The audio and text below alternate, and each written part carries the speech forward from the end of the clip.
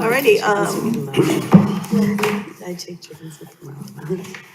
alrighty, let's go ahead and call the regular meeting of the Plan and Design Commission for Highland Park to order.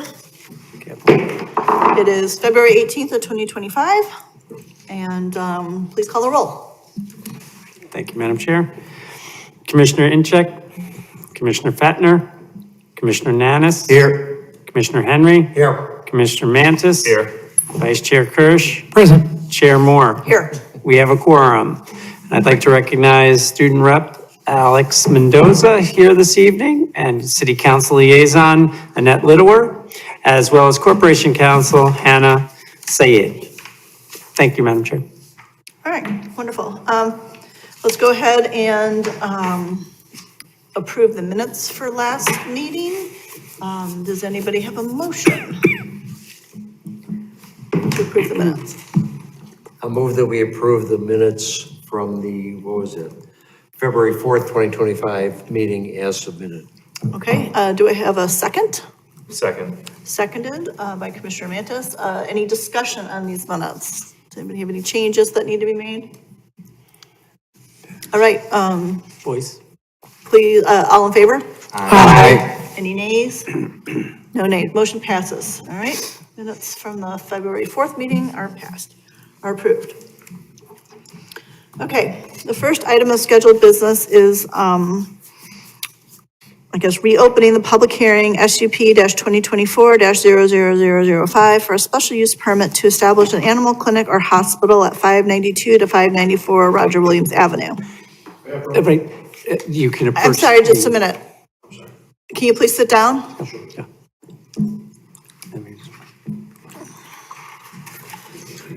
All right, I believe we opened the meeting last week, so I don't think I need to read the script for that. This is a continued public hearing, that's correct. Okay. Mr. Burhup, what do you have for us? Just very briefly, so this was first considered 2 weeks ago by the commission. There are no changes to the project. The project is the exact same. On February 4th, the commission directed findings of fact, FOF, recommending approval with a condition 6-0. Staff attempted to capture that condition with that statement. There shall be no overnight care, kennelling, or any other overnight service provided. That was in the findings of fact. The commission also indicated the use could expand to the rest of the existing building without needing an SUP amendment. That was also in the report and would be communicated to the council, so that way that could be incorporated into the ordinance if appropriate. There are no other updates from this for this application. Okay, do we have any discussion or any questions for staff? Okay, do we have the client here? Mr. Samuels, do you want to say anything? Okay, please, here. you actually come over to, My apology. okay, that's, no, okay, hang on a second. What I need you to do is stand in front of the microphone. Sure. Because it's a public hearing, I need you to swear in. I swear to tell the truth, the whole truth, and nothing but the truth. Yes. And can you please state your name and spell your last name so our minute taker can properly My spell name's it? Henry Samuels, Samuels. I'm stepping up on behalf of Calvin Birdstein, Okay, attorney of record. okay. Do you have anything else to add to? No, Okay, I'm just here. okay, that's fine. Do you have any questions from the public? Seeing as though there's no public and no questions, Sorry. so, If I may. oh, yes. I would move we adopt the findings of fact, recommending approval of a special use permit to establish a new animal care clinic at 592 Roger Williams Avenue in the B2RW zoning districts, with the condition as stated in the record that there be no overnight care, kenneling, or any other overnight service. Okay, Point of clarification. Yes. Did the commission discuss and decide upon whether or not the entire property or just the portion of the property is to be allowed to have this use? Right now, my understanding is a portion of this space is being used. So there's 2 tenant spaces, I take it. And so if it were to expand, would it need to come back? That was I something I think- just want to make clear. That's fine, but I thought we agreed in here that, that they could go ahead and, that it was for the whole property, because if they wanted to expand, they would not need to come back. I just wanted to make that clear for the Correct. record here this I evening. believe it's for Everyone the- understands that. That's from last time we did talk about that. Yeah. I just wanted to make sure that. And Okay. that, I believe that's in the findings of fact. Yeah, I had that in the report, Okay. that would be communicated to the council. I didn't necessarily see that as a condition of the approval, I saw that more as something that just needed to be communicated to the council, and that would be incorporated in the ordinance as appropriate if the council concurred. Yeah, it's not a condition of approval. It's just whether or not you're intending to limit it to something less than the entire property or have the entire property as recommended. Okay, Question, point, Through so, the chair. go ahead. quick, can you pull back up the blueprints? Oop, the which one, sir? Oh, Yeah. Sure. So, just point of clarification, when it was, Ravinia Barbecue, there was like a door that went into the adjacent property, so I just want to make sure when we're talking about the expanding the property, we're talking about the part that's south of it, not east of it. That's correct. Okay. And that's what was intended by the staff comments in the report. That is correct. That, to the east of it is a separate property. Great, Yep. thank you. Can I ask a question? Yeah, go ahead. May I just ask, so at this point, they would not be using the full first floor? That's my understanding, is they're using most of the first floor for the clinic, and then some of the spaces on the south side are still an office. And my second question is, this used to be a restaurant, correct? And therefore, there are certain things that are already built into the property that are very expensive for another tenant. If a restaurant were to ever go back into there, are they using the part of the property that has the equipment and has been built out for a restaurant usage? Is that going to be demolished, or what's the plan? Do you know? I do not. I don't think we know. That did not come up previously. I mean, I think that it's up to the owner and the just asking. tenant to sort that out. And if a new restaurant wants to come in, then they will have to, if there's nothing left, they need to provide that. And that's really up to the new tenant and the owner. So. Thank you. Alrighty, so we have a motion to approve the findings of fact, or to accept the findings of fact, recommending approval to the city council for this item. It has been motioned by Vice Chair Kirch. It has been seconded by Commissioner Mantis. So please call the roll. Commissioner Nanis. Aye. Commissioner Henry. Aye. Commissioner Mantis. Aye. Vice Chair Kirsch. Aye. And Chair Moore. Aye. The ayes have it. The motion carries. This item is recommended for approval to the city council as recommended. Alrighty. Thank you, ma'am. Thank you for Thank coming you so in. much. Sorry for any indiscretions. I didn't mean to do out of course. No, that's Appreciate fine. We, I'll follow up as well. with- Oh, you perform much better than Cal anyway. We're gonna tell Cal on you. Yes, please. Please. Let them know. all right. Thank you. Have a good night. Yep. Still go for now. You're welcome to stay, but you don't have to. Yeah. All right. So the next item on our list is an information item, the public benefit list for planned developments. Madam Chair, if I could just say a couple of words on this item. So this is just an information item. We're not looking for any action here tonight. Okay. It's really to just bring everyone up to speed on public benefits.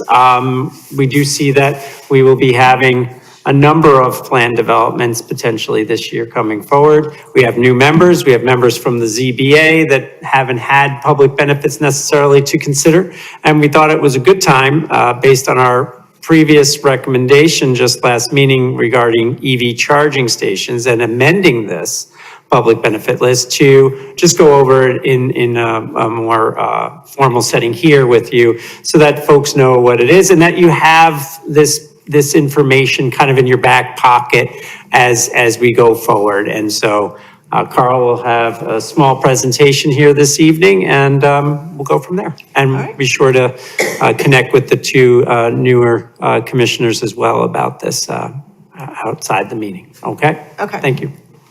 Thank you.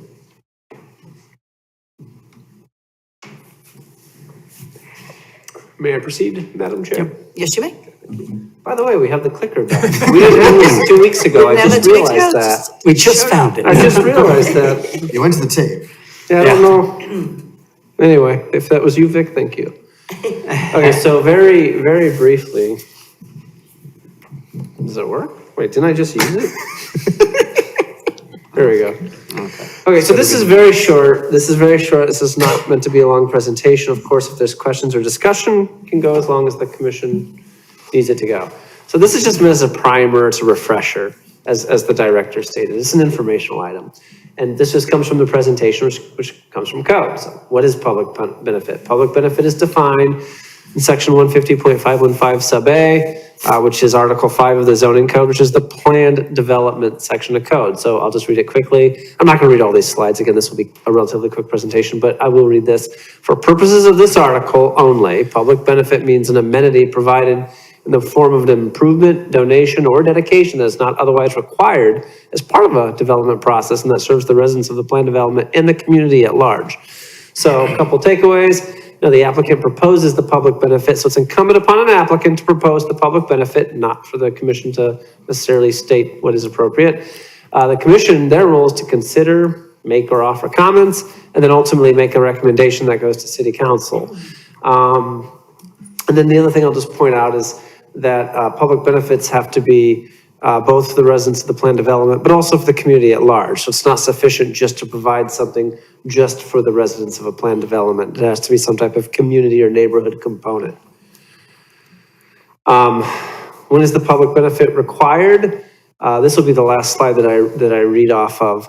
A public benefit shall be required for the following types of planned developments.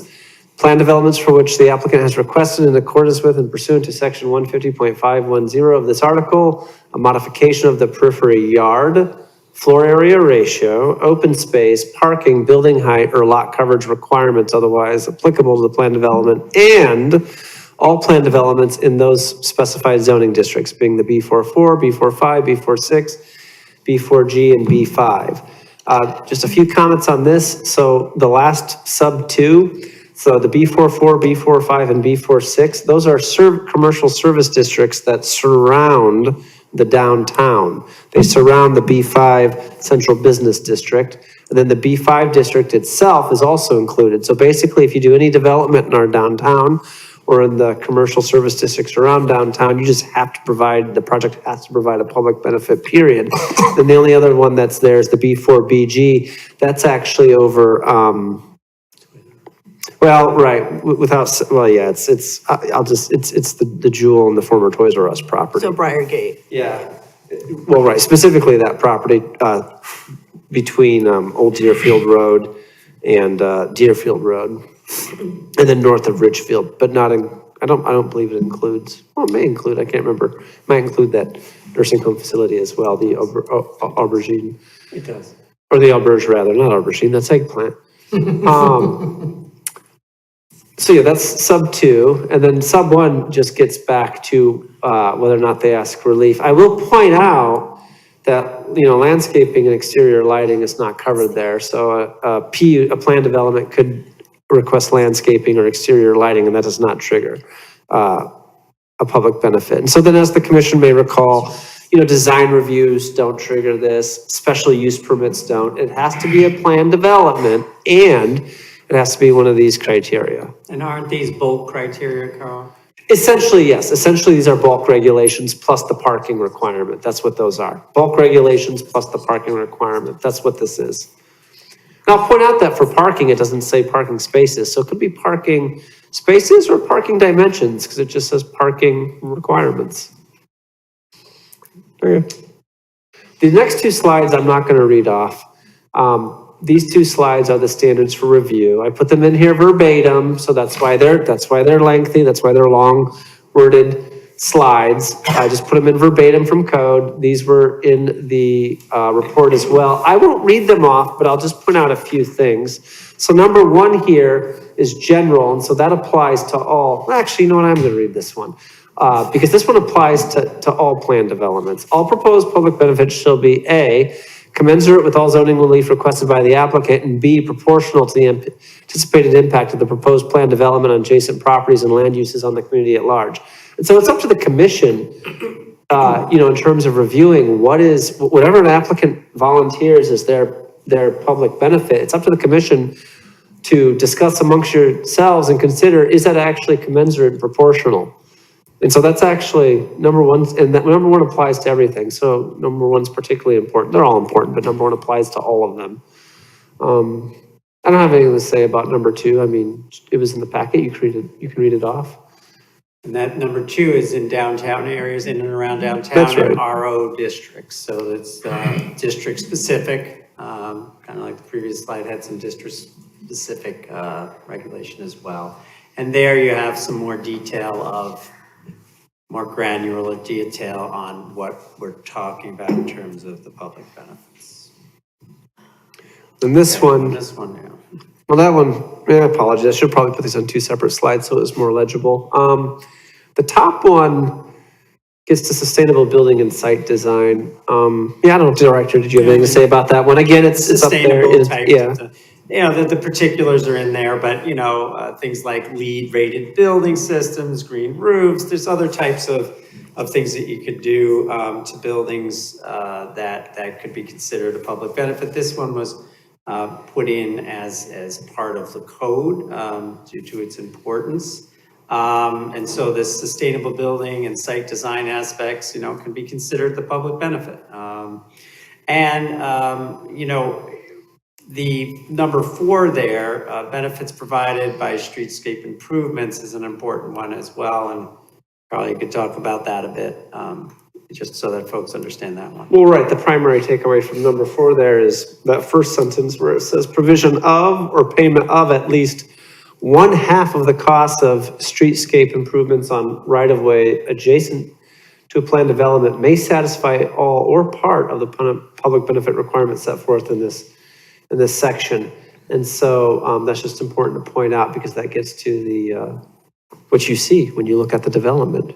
Right, and then so it's important to say that, it doesn't mean that the plan commission or the council is obligated to accept that, right? But this is in recognition of the following. So as you note, previously in and around downtown, right? That's one of the areas that are a focus in public benefit where it's required, not just for the bulk relief, it's just required, whatever you're doing that has a planned development. So the idea behind this particular aspect of it was to recognize that we have a streetscape in and around downtown that we would like to match streetscapes and be improved in certain ways that do cost some considerable dollars. It's not just dropping squares of concrete necessarily, right? So for instance, at 760 Central, McGovern House, they did the brick pavers. That wasn't like that before. But to match the rest of downtown, that was part of what they did to meet that's what that's all about, and why in and around downtown, not only is it a requirement for public benefit, it's not only are all those developments required to have a public benefit that have PUD, but also that it's focused on and acknowledges the streetscape aspect in an effort to do that, to bring that streetscape into uniformity and to upgrade it and replace it and repair it, or put it in for the first time where it wasn't before in the aesthetically pleasing way that we'd like to see it. So that's the logic behind that. And so if you're on a particular street where you're on a frontage that already has that nice situation, well then, you don't necessarily have to think of that as quite the public benefit that one might have thought of if it wasn't there, right? So this gives the commission that ability to do that and the council to do that. And so then something else would be likely needed. And so damage to things is different than public benefit. So people so construction projects frequently, damage sidewalks or whatever it is. that needs to be replaced regardless. That's not a public benefit, right? But let's just say you just had squares of concrete, vanilla concrete, and you broke those up. Well, you're gonna have to replace those anyway, but the public, hey, let's put in the streetscape design, the pavers, the lands, the trees, street trees, things like that. That's what we're talking about in terms of public benefit. All right, and then, I say there's no chart that that gives us, There's no guide. formula, Madam Chair. there's no formulas. I like It's formulas. commensurate to the relief. I know, and that's the truth. There is no formula for this. So this is a judgment call, and as Carl points out, that number one standard is really something that's really an operative one for all of them, as it is the required for all public benefits. But that's what the standard is, and so it is a judgment call. We do have a public benefits list, which you've recommended be amended, and the council did amend.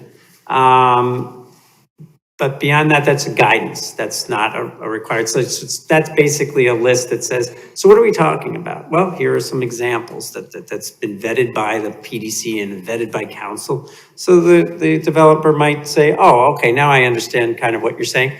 Do they have to pick off that list? No, but yeah, it's a good way to start, perhaps, and frequently they And do. alternatively, even if they pick off that list, we don't necessarily have to accept it. Correct. That's right. You're correct. But having said that, those types of things could be considered, right? And so categorically, this, if it's on the list, it's one of these things that could be considered, I would say, is what you could say. You don't have to accept a public benefit. It doesn't obligate you to. It's a guidance list, but those would be things that you could consider. Now, whether or not what was offered within that guidance list is proportional is the real key, right? So it may be one of the list items, but there may be something else that's better for this particular project in terms of mitigating its impact that you'd prefer that's on the list, and that could also be discussed as part of the conversation. What we do have is that we don't dictate necessarily what they need to do. It is up to the applicant to propose something, and then that's kind of a back and forth as, is this proportional? Is this enough? Are there other things that you could do? And frequently there may be, you'll see 2 smaller things or 3 other things, a couple of things to do. Like for instance, in Hidden Oak Development, which was a subdivision right near the Public Services Center on Half Day Road, our offices, there were a couple of things. There was a dollar donation for signage to essentially provide signage for the connection to the bike path, essentially, that's on the preserve property, the Park District property now. And so that was a donation of dollars for a specific purpose, and we are deploying those, and our sign shop is making signs, and we're putting out those signs for that connection. Also, in that situation, there was a public benefit of putting in a concrete apron as part of the sidewalk that would go up to that connection to the Park District path. And then also making the path connection itself, because that path connection was further in. There was a piece of bikeway, walkway that was actually, asphalt that was extended. And so in total there, that extension was about 13,000 and change. And, then the apron, and then the $750 for the signage. So you could see that kind of all came together to be that public benefit in that case. Yes. Has anyone ever considered, considering we have some developments that are very large and then some that are very small, at Brayside, at the Bray House, it's like, 15, 16 apartments, and they put in 3 benches, and it's a lovely little park.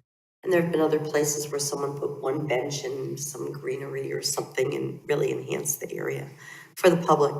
But has anyone ever considered, and I'm not using precise numbers, but perhaps having suggested guidelines of an approximation of a dollar value, depending on the largesse of the actual development? Well, I would think it would be more, it needs to be commensurate with The relief. the relief that they're asking for. Right. So if they're asking for a lot of relief, then maybe it's up to the board to judge whether or not the public benefit meets up with the relief that they're asking. That's why I kind of asked, is there a formula? Is there, Right. we're asking for a 10% FAR variance, so therefore the project, And the project the benefit dollar needs to be value. X, you know? I don't think there's a way, unfortunately, There is not. There's no I mean, way to it's do that. necessarily the way it's written. If Well, but it that's if it what was I'm that, asking. then we wouldn't have that as, and we'd have a table that you have to But pay. the point And is, that's more just of a because fee. it's not written doesn't mean we shouldn't consider it, is what I'm trying to say. And the reason I'm saying it is at one city council meeting, after a wonderful recommendation by PDC, the developer came to us and they basically started like negotiating how much that extra value, that what else they should pay for. And it was between $10,000 and $20,000. And at one point I said, well, I think it should be $10,000. I said it should be 20. And they said, well, we'll do it for 10. And I'm thinking, we are horse trading, a public benefit here. for like $1 million project. You know, Right. I think that's what that standard says, though. Well, and that, Frankly, because it says, the public Commensurate. benefit shall be It does say commensurate with all commensurate. zoning regs. And- And I suppose the limit on that is you can't be arbitrary and capricious. Correct. And could I define what that means? Ask Hannah. Arbitrary and capricious is a movable feast, if you will. I mean, It's the way like being an umpire, as I was saying to The Steve. code is created in a way that it's necessarily not defined as, otherwise it's just a fee schedule. You could just have an impact fee Yeah. and that's what that is. that's, I guess, what I'm asking. You know, And maybe if that were an option, like, so for example, here we have a list of all these wonderful things that are public benefits, and I think it's great, and they give the money toward this, or for the specific purpose of. I mean, would it be so bad to have in the alternative a fee schedule? And I'm just throwing it out there as long as you're revising it. So my understanding is that Oh, it's- this is just a list. I mean, I think that would be a city council decision to make. That's not our decision to make, to require that. No, yeah, nothing's here before you for. Right, we're not any- deciding on anything today. I'm We're not just asking you being to decide informed that. I'm today. asking you to think about in terms of your We recommendation to actually council. have that. We talked about it last time with that apartment building. Well, we should not talk about any type of any kind of application. No, but I'm saying the concept is the same Yeah. though. Where if they don't want to give Public a benefit. low rent apartment, there's a A fee fee in lieu. schedule of There's a sorts fee in That's, lieu. that's to a pay. different, right, that's a different type of. Yeah, it's a different type, but it's It's a fee schedule analogous. thing. That's what to a I was certain saying. extent. That's a form of an impact fee, Yeah, basically. yeah, exactly. Just a This is question. not here before you to reconsider the council policy. This is information, so you're informed about what you have to make decisions on in the near future. That was our intent Right, by it. no, absolutely. If And I council wants to think if change council this, would like we to can- change it, then they we need to could, make the change, look but at that that, on we a work can't program legislate that type here. basis. Right, Okay, right. I was just That curious wasn't as our to. intent. Yeah, I mean, I understand, and council could certainly want to do that, but that wasn't our intent here. It's to, basically, it's part of training, and we have a lot of items coming up with the existing law. And so that question has been asked in the past, and matter of fact, in 2016, that was something that had come up, and we had gone through a whole process and came up with what was called the public benefit list that we now have. That was the result of that process. It could be a different result from a different process, but we could be glad to talk about work program, Right, and I think- items, if that's what you'd like, Councilman. The point of this was that in lieu of the changing environment out there, there are other things that now we can add to this list that were not on the list before. Correct. That we can consider to be a public benefit that 20 years ago didn't exist. So, Great. Correct. anyway. And also what winds up happening too is, so if we have like planned initiatives underway in particular areas, this fluidity allows ones to like benefit from that too. So like there was streetscape stuff that we happen to be doing. So then folks said, hey, can we, provide a donation to that cost? Sure. There was concerns about, underdevelopment, quite frankly, with the Woolbright and the Park Sheridan, and that led to the Woolbright developer offering a public benefit that was $150,000 to the Housing Trust Fund, not a payment in lieu. This was a Right, public right, benefit right. in addition to any payment. So in lieu rather than that's going to required. the streetscape, it went to the housing. Correct. So it really allows for like very fluid kind of. Flexible. A very flexible thing. Now, what I would say is the following. Public benefits commensurate and meeting these tests, it can't be something that like, it needs to be proximate to the location, generally speaking. It doesn't have to be like right next door, but in that area. So we have downtown development. So the downtown streetscape project, that's a proximate kind of a thing. So donation to that or some type of contribution to that's appropriate. Something like, hey, can we get like a fire truck? No, that's not appropriate. Or can we do something for the park on the north side of town when we're all the way on the south? No, that's not. So the nexus of the relief is being granted from a land use perspective in a particular location. It needs to be proportional to that relief and generally located and affecting, in terms of mitigation, the general area right around where the development's actually occurring, where the mitigation would be most needed, in other words, right? Right, Where the because you've detriment- asked for the variance for Correct. that area. That's So right. your mitigation also needs to be for that area. Yeah, it should, that's ideally.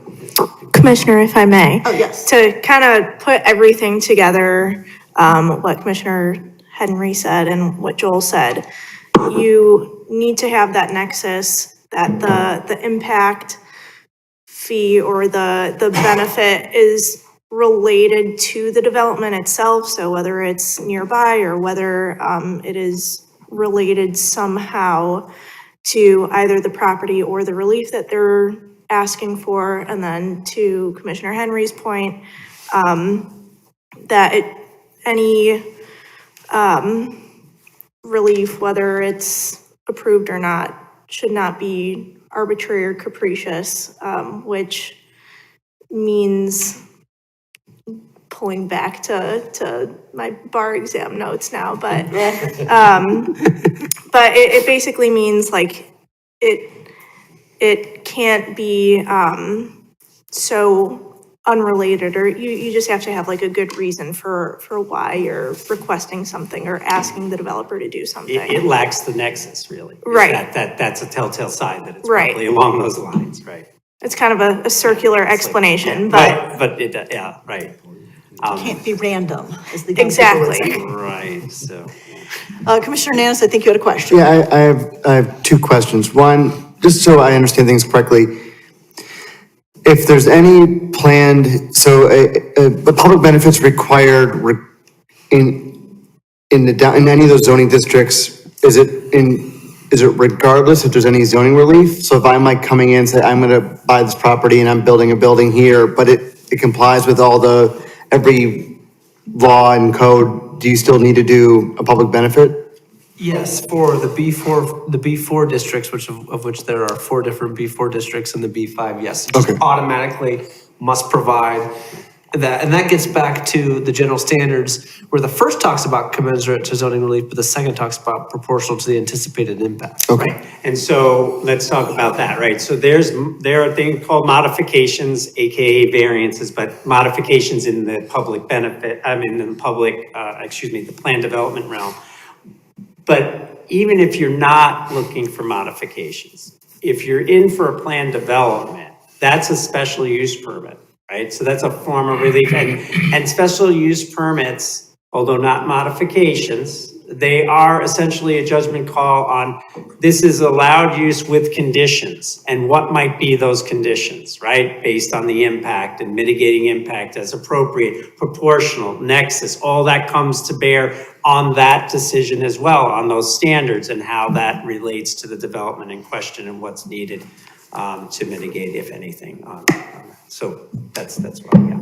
Got it. And then my second question, is there like any way to get, I know we can't like currently like have a list of like, here's everything, but like, is there a way to get like, here's the plan unit developments that we've done like the last 3 years, and here's the public benefit that we gave, and here's the zoning relief that they requested, so I can start to like look at the historical context so that I know when we're having these conversations, what is commiserate? Because I have no context. What I can Outside tell of- you is this, is yes, Carl's working on that. We Okay. talked about that. We're gonna put that together, we're gonna send it to the commission.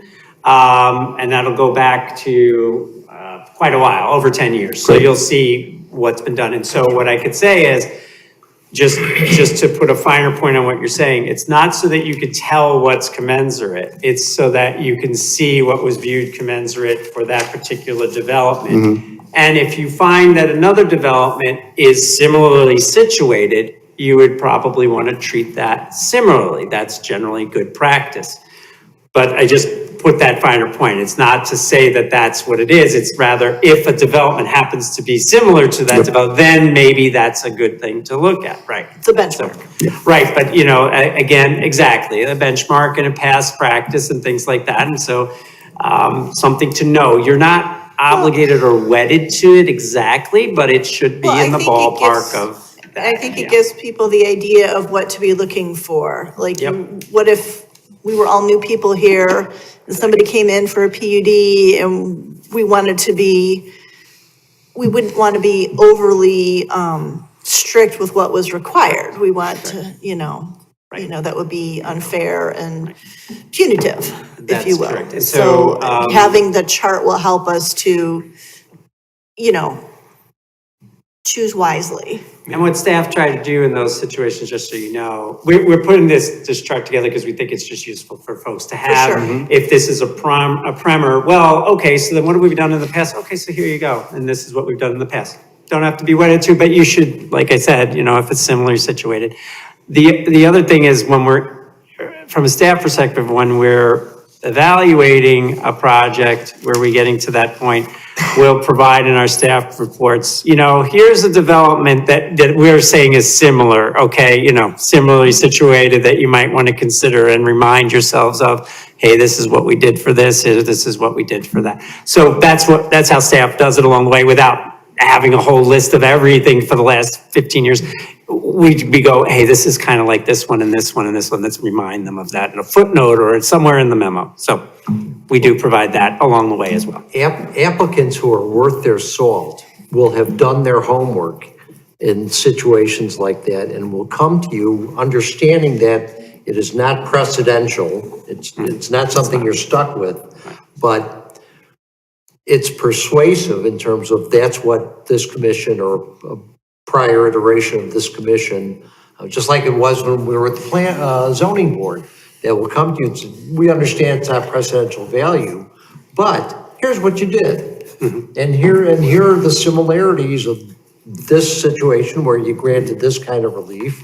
And here's what makes sense because this is a similar situation and we're asking for similar relief. That's from a public standpoint, that's what applicants want because they want a certain amount of sense of certainty without being guaranteed anything. Right. That if I come in with something that looks like A, but it's B, you'll give me the same relief or similar relief that you gave to A.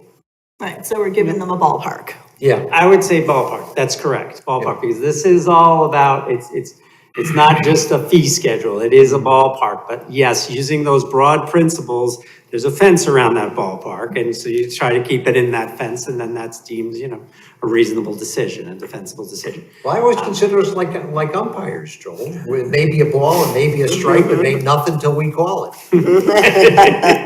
That too. But so I hope that's helpful in that way. That's what Carl and I were trying to do is just bring everybody up to speed so that you have something that you can refer to, in your back pocket. We'll get you that list. And we can go from there. And, these again, the development community does take a look at that benefit, that public benefit list. We include in the application, as guidance, just to help people.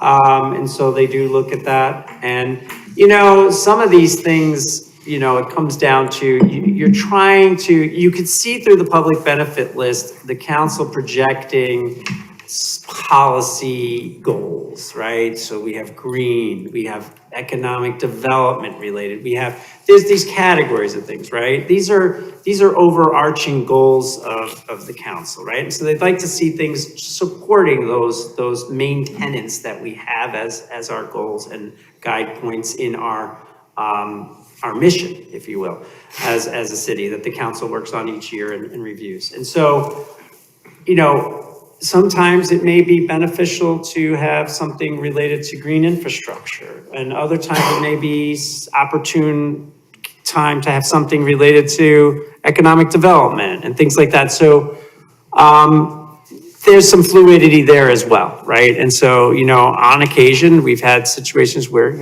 a bird-friendly glass was used, and a green roof or a partial green roof was installed on a building. And, so these are things that we'd like to see people do. And then maybe achieving a certain LEED status for that building. So that's a serious cost to that, right? And so a lot of times people will indicate, look, I'll design to it, but don't make me actually get the actual certification because it's a lot of money, but we'll prove to you that it's certifiable based on the design, and then would you accept that as a public bid? So this gives council a lot of discretion, not only on what a public benefit is, provided it meets these standards, right, the commensurate, but it gives a lot of discretion on what exactly the form of the public benefit is.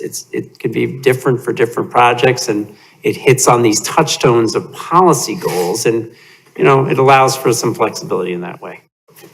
That's the best I can explain it. And in trying to make clear to the development community something that is a judgment call. It isn't a pick one here, and here, and you're done. It isn't that necessarily based on the way it is, yeah. All right, do we have any more questions for staff? Do you need anything else from us? No. Because we're not no, deciding, at all. you're just informing. Thank you. And so we'll provide that list, and, we'll touch base with each of the two commissioners who are not here tonight, just to see if they had any questions, because I do think it's important, going forward for the commission to be on the same page, at least information-wise. So I'm glad that you find that, I hope you find that useful. For as long as I've been on here, I don't think I've ever seen a list like this, so Okay, that's good, thank you. you're welcome. Okay, our next information item is an administrative design review update. Do we have anything? There are none for this meeting, no. Okay. Our next regular meeting is scheduled for March 4th, 2025. Do you want to give us a preview of what might be there? There is one possible item. There is a notice sign up in front of the 617 Central Avenue multi-tenant building. That sign has been up there though in time for this meeting as well. And so if that item is ready, it will come to that meeting. If that item is not ready, and there. Come to another meeting. There may Depends not on what be. else we have, right? Yeah. But we'll let you know, and we'll go from there. What we do know, though, is we have a number of projects coming down the pike. So we do expect to have a busy spring. So keep that in mind, and we'll schedule accordingly. Okay. That's all we have. Oh, and council did approve the recommendation regarding electric vehicles that was recommended by the commission, including the change to the public benefit list, but also the law that changed the zoning code with regard to electric vehicle charging stations. So now they're in our code, not only as an accessory use, which they already were, but not explicitly, but was determined, by interpretation to be, but also explicitly in terms of principal uses now too. As you may recall, you recommended, hey, treat them like gas stations. Wherever we allow gas stations, that's what they are, and council agreed, and so it's in the code, which is great, because as that transition occurs, we should have our full flexibility to allow them more than just accessory, should that be something that's desired. Okay. That's all I have. That was case briefing? Yeah, that was Okay, good. thank Yeah, you. just- Thank you, sorry. That's all right. Got ahead of myself. Jumping ahead and crossing stuff out. Okay, do we have any business from the public? We have no public, so therefore, no business. In that case, before we adjourn, I wanted to remind everyone. Hannah, can you fill us in on the, I believe it is the May 8th event,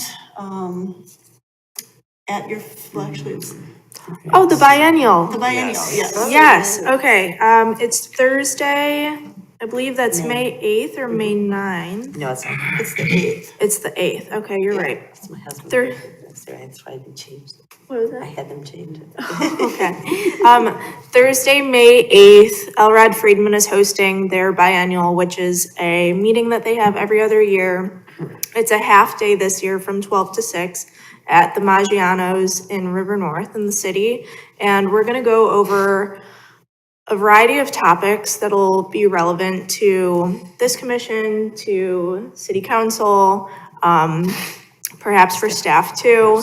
And we encourage you guys to join us. It'll be a great event, and you'll get to touch base with commissioners and council members from other communities too. So it's always a great time to collaborate, share ideas, learn about new topics and the It's a like. great And annual updates. update. So It really yeah. is. Yes, It's I great. highly recommend it as I well. highly Yeah. recommend. Staff enjoy it thoroughly. It's very interesting. It's fun. It's Like, fun. they It is a lot of make fun. the law funny Yeah. and fun. Yeah. We have some funny lawyers. No, I don't. We have But some it's good to go particularly and- fun lawyers. They'll have like a couple different breakout sessions.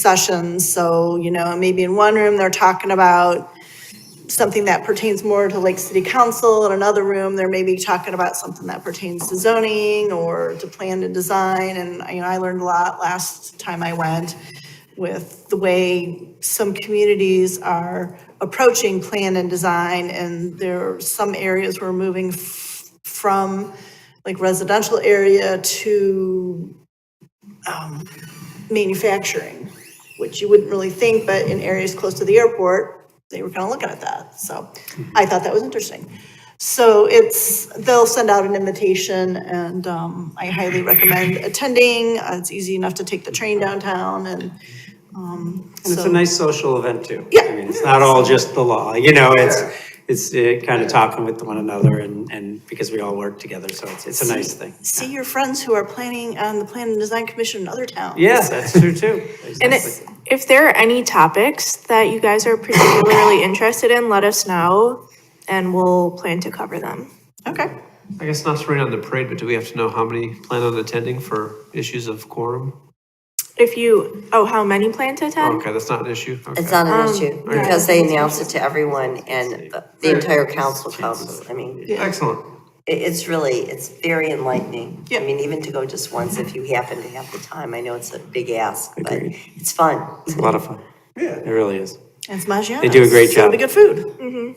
Yeah, food, drinks, Good time. it'll be a good time. We get to know, the council better too, Marcus will be there, Hannah will be there, so good to chat with them. Okay, Council with an SEL, not CIL. can I get a motion to adjourn? Nobody wants to, Make it stay. We're having something. okay, motion by Commissioner Nanas, do I have a second? Second. Seconded by Commissioner Henry, all in favor? Aye. Any nays? Meeting is adjourned.